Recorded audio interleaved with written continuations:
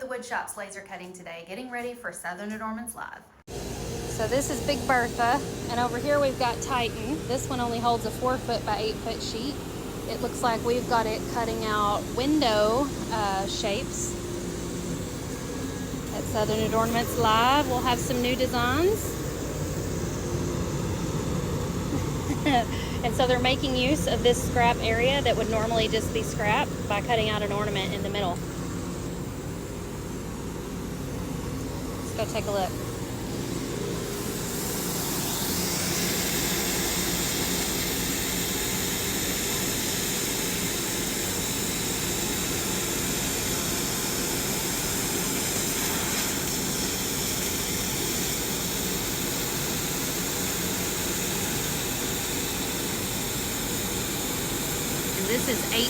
This material is 1/8 inch thick.